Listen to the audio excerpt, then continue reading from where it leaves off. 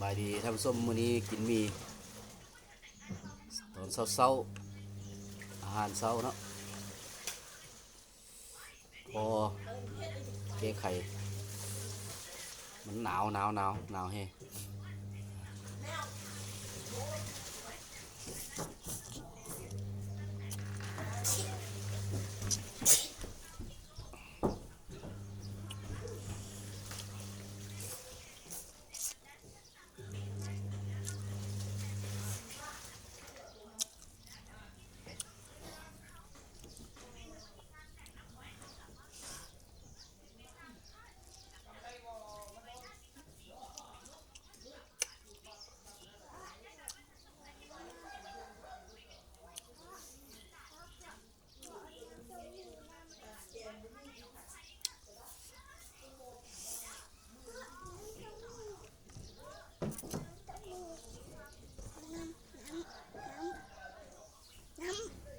ให้บี้เอาให้ไป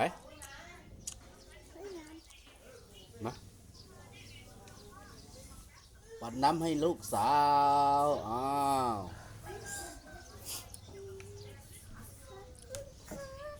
ข้าวปะ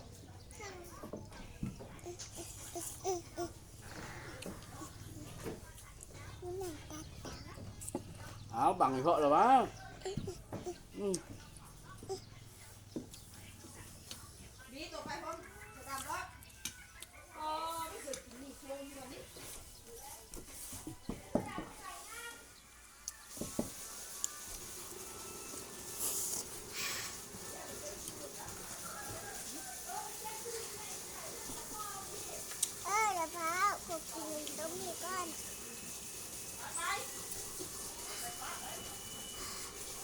แซ่บปะ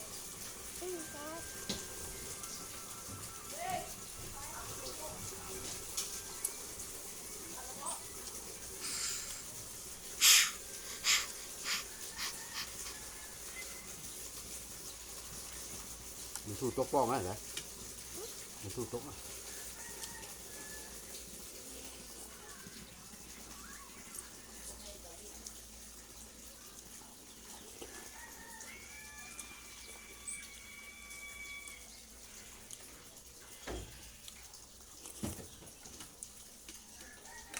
แซ่บปะ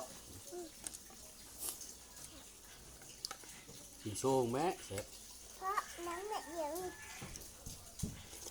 น้ำปลาดิน้ำละเอียดป่ะกูแล้วบอกมันเหนียวใส่เกลือเอาน้ำเลยเอาเย็นมาดิ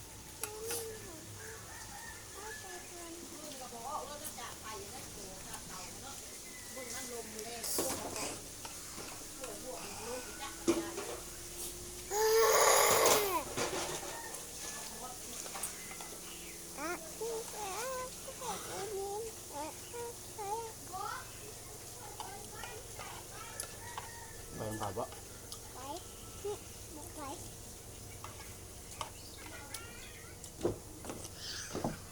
มัดพอดีมัดตาผีอ่าข้าวแก่นั่งลง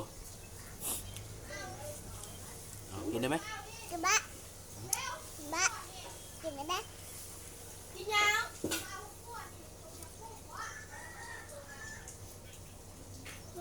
ปากอะไรได้ก็ได้เลยมันจะไปเอา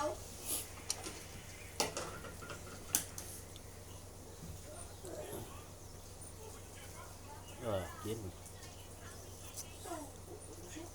โอ้แซ่บน้ำบูกินแซ่บ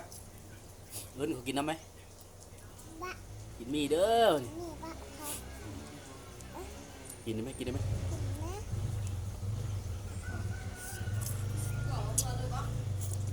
เหรอมือเลยละ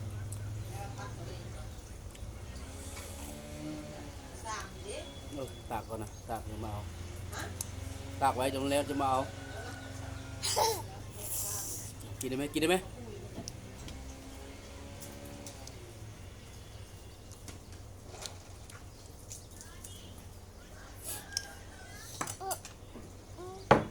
เอาไม่บายบ่นี่ไปก่อนเด้อขอบใจเด้อ ไปเอา อันนี้ ไป